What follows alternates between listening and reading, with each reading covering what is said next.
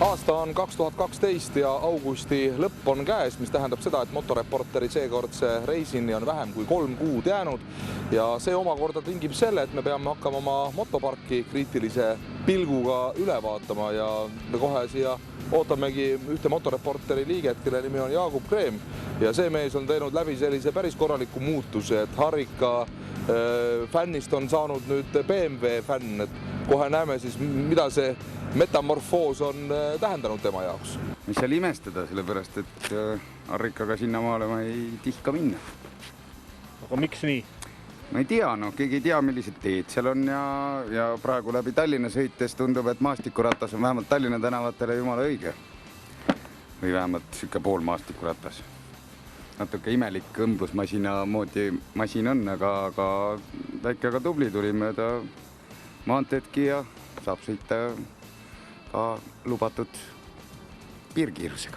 Ma peagi saan hinnalise kingi.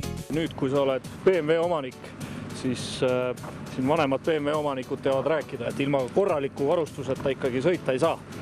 Ja selle jaoks me siis teeme sulle väikse esimese kingituse. Jah. Aitäh, seda läkski mul just vaja. Ja need sellised asjad. Ära kurda, Emmi tegime suure vähemalt. Sellise varustusega on turvaline sõita. Aga kelle te siia sisse tahate panna? Tanel oma suuruse järgi ostis või? Aitäh! Seekord valmistus motoreporter Lõuna-Ameerika tripiks eriti hoolikalt ja peale Jaagupi sai uue ratsu endale ka navigaator Jaan ja kirjaniku härra Kaspar. Ma olin viimati nii erutatud siis, kui ma tööliste keldris pioneeriks sain ja Olga Lauristin mulle pioneeri rätikaela sidus, et vahepeal ei tule küll meelde midagi nii erutavat enam, aga... No selliste ratastega ikka sõidetakse nii-öelda ümber maailma ja mitu tiiru, et ma tean, et BMW muuseumis on üks ratas, millel on 700 000 spidomeetri peal, et sellega sõitis üks kuulus norrakas. Kui teie reis jääb alla 10 000, siis ei ole küll põhjust muretsemiseks. Kuna seekord oli vaja kuidagi üle suure lombi nende uute ja uhkete masinatega saada, siis ei jäänud muud üle, kui juba mitu kuud varem tsiklid konteinerisse siduda ja jääda lootma DHL-i professionaalsuse ja kõige vägevama lahkuse peale. There is a feeder vessel from here, which will go to Germany, and then from there they will catch another vessel to Buenos Aires. This time cargo, the most important thing is the custom process when reaching Argentina. Argentina, with most South American countries, are very peculiar custom processes, so it's very important to get all of this right. 9. november aastal 2012 motoreporteri reis tuleb iga päevaga aina lähemale ja et seekord on meie ettevalmistused tõepoolest väga tõsised olnud, näitab ka seda, et me õpime siin rõskes, niiskes ja vägagi pimedas kliimas õhtuti pärast tööd kõik portugali keelt, sest et seda läheb meil Brasiilias kindlasti väga vaja. Ja lähme siis korraks nüüd vaatame, mismoodi poistel see portugali keele õppimine edenenud on.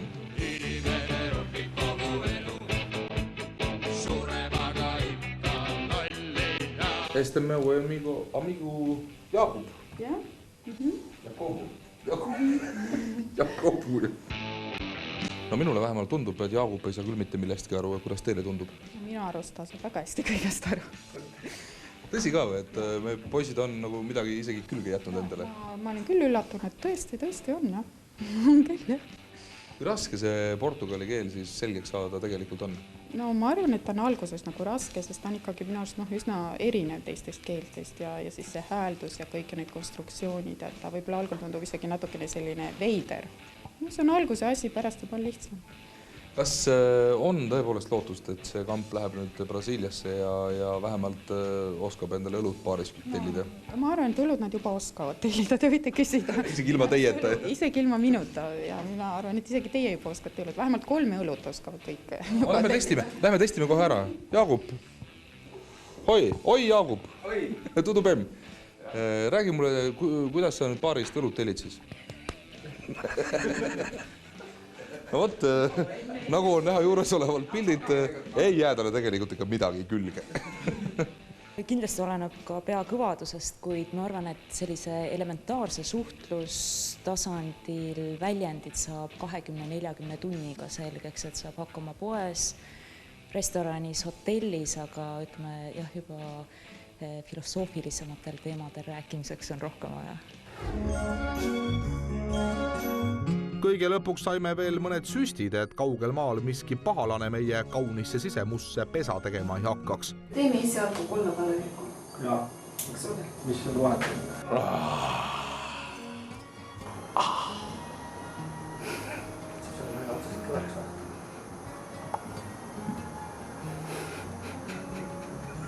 No poisid, meesterahvad.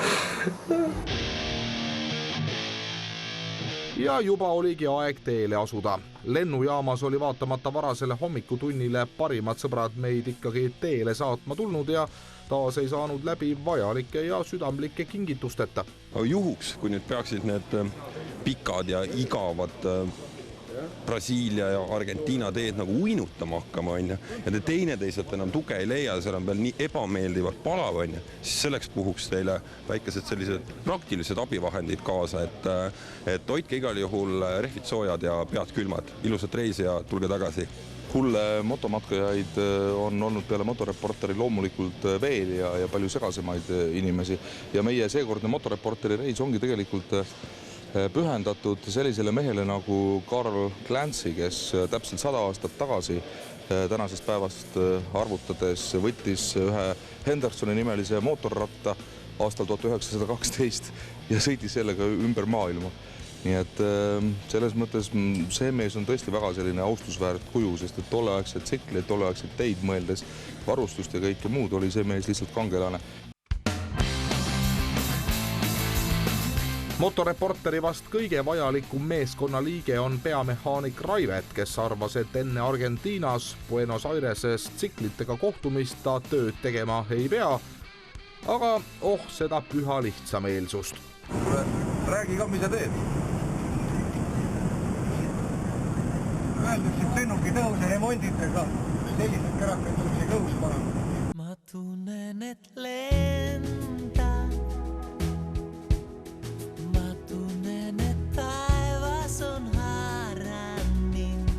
Vaatamata sellele, et motoreporteri peamehaanik Raivet tõhus lennukit remontis, jõudsime siiski õnnelikult Argentiina pealinna Buenos Airesesse.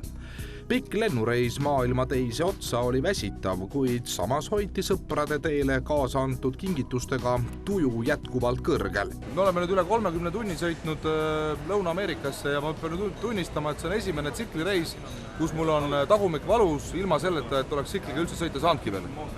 Selles mõttes, et lennukis jääb ta ka väga kangeks.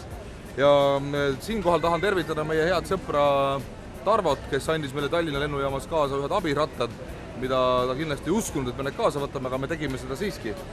Ja siin härra näed, pudistab midagi välja võtta ja... Siin need on.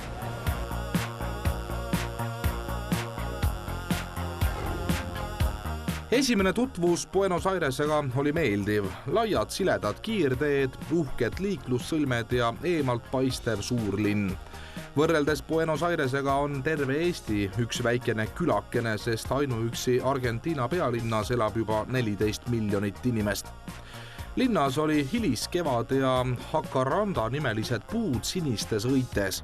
Ka õhutemperatuur põhjamaalasele isegi täitsa talutav, selline 25 kraadi kanti.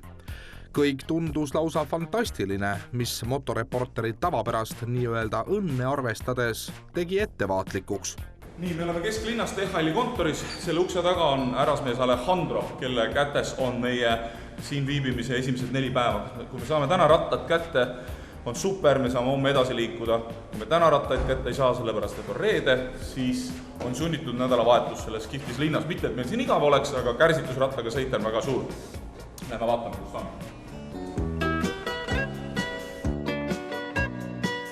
Sõber Alejandro oligi päriselt ka olemas ja meid paigutati koosolekute ruumi, kus tundus kohe suurem PowerPointi esitlus toimuma hakkavat. Selgus aga, et esinema hakkame hoopis meie ja algas üks lõputu dokumentide täitmine.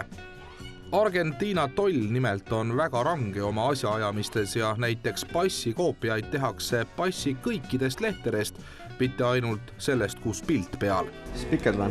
Tipo verde, marka... Sellises keeles, mida pole veel mina õppima hakanud. Kolmas on kaba C-tähega ja punktid iga tähe järgi, saba.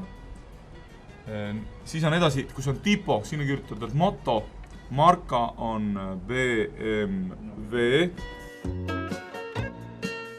Kohe sai selgeks, et dokumentide täitmine polegi see kõige keerulisem asi. Pigem võttis lennureisist väsinud mehi jalgadest nõtkuma üks pidev ootamine. Eestlane pole ju sellega harjunud. Vaja on ikka kiiresti ja kohe kõike, mis Argentiina eluviisiga kuidagi kokku ei käi. Kuna ühel hetkel polnud meil seal kontoris mitte midagi targemat teha, otsustasime oma tehnika laadima panna. Ka see polnud mingi lihtne töö. Vaja on voolu saada, et laadida seda asja.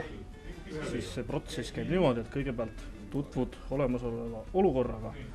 Tuttavaid asju ei leia. Siis tuleb võtta see. Otsida siit sobiv asi. See. Panna seina. See on selle asja nimi on World Adapter. Nii. Siis tuleb otsida veel siit hunnikust asju. Kas me paneme ka või paneme 1, 2, 3, 4? Ja siis juba läheb USB-laadija juhe. Kui nüüd kõik õnnestub, siis peaks juhtuma ime. Opa! Kui pärast mitmetunnist ootamist meile teatati, et liikluskindlustus tehakse meile alles 3 tunni pärast, sai Ugri mehel mõõt täis ja üheskoos otsustati ise see väikene asi korda ajada. Proovime tsiklite kindlustust korda teha, et sõidame, kappame mööda linna ringi, nüüd oleme mingis bürohoones ja proovime üles leida kindlustusofissi. No, siin on see Manjana praegu on korralikult koos. Tegelikult on hea, et Margus on kaasas, sellepärast et need vennad ei räägi siin, ei sprechi üldse Deutsche, absoluutselt null. Ja meie portugali keele õpingutest pole ka siin mingit kasu, sellepärast et siin räägitakse ju hispaania keelt. Ainukene, mida me saame öelda, et no comprendo nada de nada. Ja nüüd me suutsime siin kuidagi kätega ja puu inglise keelega siis selgeks teha, et mida vaja on ja nüüd nad siin kolmekesi töötavad kõik ja tundub, et praegu sujub. Loodame, et see on õige asi. Margus Kasten! Mis nimi sulle oli? Apu Kreem. Kapparnun! Kindlustuse pealt hoidsime kokkuvõttes hulga raha ja aega kokku ning majast väljudes sai ka selgeks, miks seal info väga hästi ei liigu. Probleem oli süsteemis. Siin on mingi jama, ma arvan, et siin on ühendamise viga puhas. Aga mis asjast arvad? Tooge kohe näpitsed, ma teen siin natukese ringi selle asja. Isolatsiooni liin ongi sellepärast, miks meie infokohal ei jõudnud siia. Tulime siia, keegi midagi ei tea. See on kaasaegne... Internet tulebki mööda neid traate siin. See on hüperkiire internet. Me saime alles hiljem teada, et DHL-i Alejandro oli pannud mängu kõik oma tutvused ja palunud, anunud ja ähvardanud tolliametnikke, et motoreporter oma tsiklid ikka veel reedel kätte saaks. Lõpuks olla otsustavaks saanud asjaolu, et tolliülem ise on ka tsiklimees ja tema isiklikul käsul anti meie kallikesed veel reede õhtul laost välja.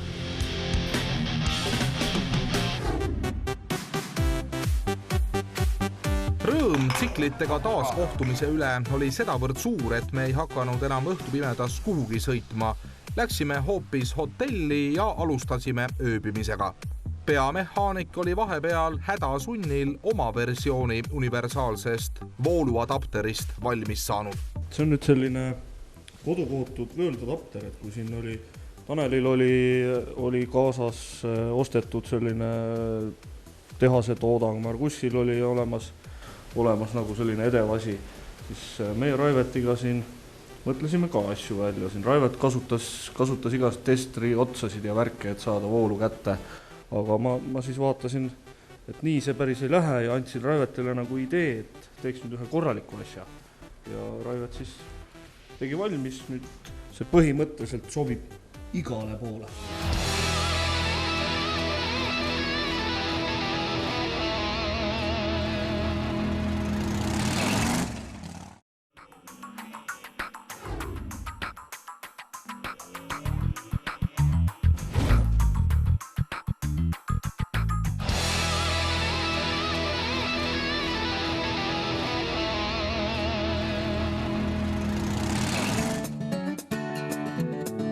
Enne kui Argentiina mõõtmatuid avarusi avastama suundusime, üritasime Tallinnast kaasa antud abiratastele mingigi otstarve välja mõelda. Pärast esimest ööbimist Buenos Aireses see leitigi. Alates tänasest on meil uus rändkarikas. Meie hulka siginevad kuldsete abirataste nominendid. Ja täna on esimene hommik ja me nüüd harjutame, kuidas neid installeerida.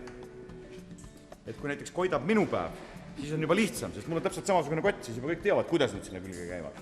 Aga täna ma seda au endale veel ei saanud. Esimese rändkarikas on siis sellele, kes jõuab kõige hiljem valmis ja esimese auhinna on võitnud Tanel. Palun.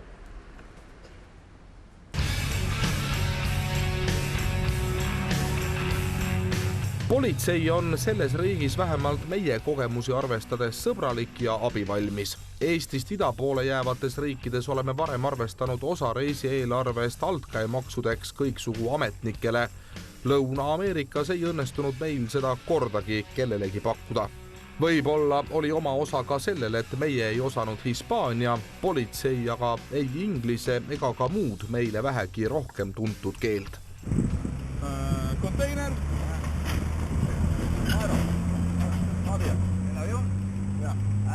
Okay. Hundida, ¿viste? Y por ahí está más hondo y vos capaz de cruzar así, se te puede te asustar y te volcar, con precaución. Ütles, et teel on mingid kuradi neid lamavaid politseinikke või auke või midagi seletas aukude kohta. Bueno. Mida? Argentiina ülipikad ja tühjad teed meenutasid vaikselt juba Kasahstani ja kui ühel hetkel Aivari tsiklil hullu pilguga kihutamisest kütus ootamatult otsa sai, oli lugu ikka päris kurb. 140-ga sõites võtab lihtsalt sikkel rohkem kütust. Ja praegu saime nibin-nabin 3 sõite sõidetud. Tavaliselt saab niimoodi kuskil 370, 350. Aga täna oli selline seis. See mõistu jutt nüüd tähendab seda, et me jääme tee peale. Et kiire sõit ei ole aja võit, noh. Lihtne.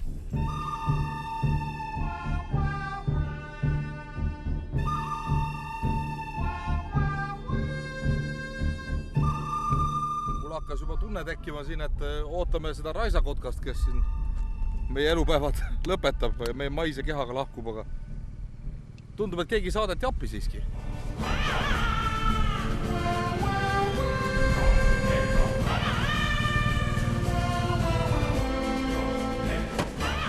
Poisid, kes siin bensu tahtis saada?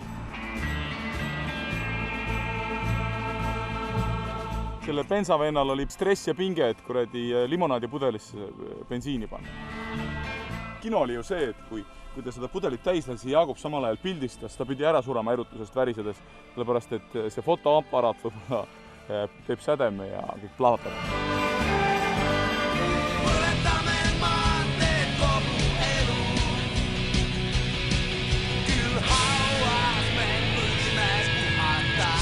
Mida lähemale jõudsime 3 riigi, Argentiina, Brasiilia ja Paraguay kokkupuutepunktile, kus üks maailmakuulus juba asub, seda kummalisemaks need Argentiina pampad ehk kiirteed muutusid. Motoreporter on nüüd paarikümne kilomeetri kaugusel sellest Iguaza joast, kui me läheme maailma imet siis vaatama, aga tundub niimoodi, et ega sinna vist julgegi väga minna, sest et väga hirmuäratavad liiklusmärgid on hakanud tee äärde ilmuma. Ma isegi ei taha teada, mis loom see on, kelle eest siin hoiatatakse, aga näeb välja nagu selline sipelgasiili, elevandi ja jõehobu segu.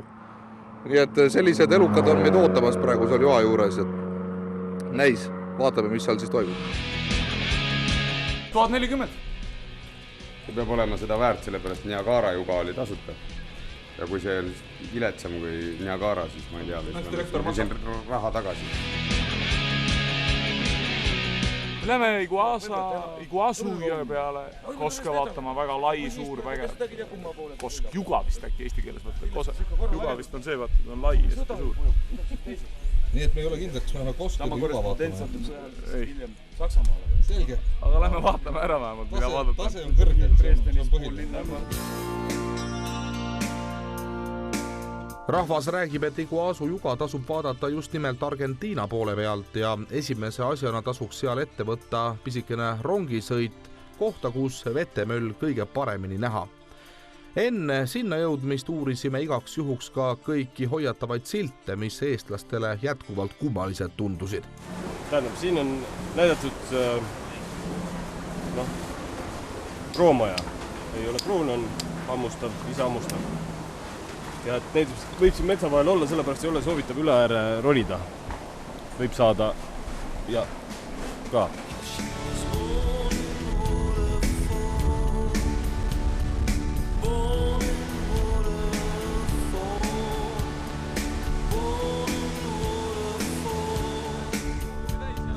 Iguazu on vaatamist väärt. Kogu see vetemöll on 2,7 kilomeetri pikkune, 82 meetrit kõrge ning koosneb üle 270 joast.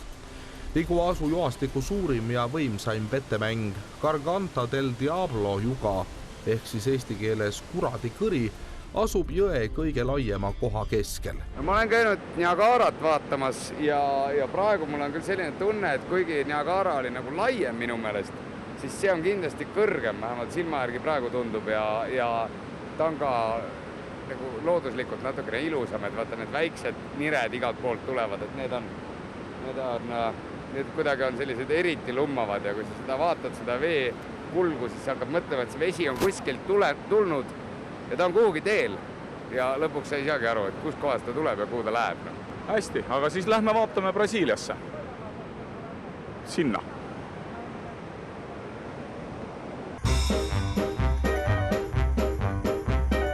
Brasiiliasse jõudsime alles õhtupimedas ja esimese asjana alustas kohe tegevust traditsiooniline peldikureporter. Siin on väga hea lahendus, siin saab kõik asjad ühe korraga ära teha. Siin saab keha kergendada, hambaid pesta ja pead kasta.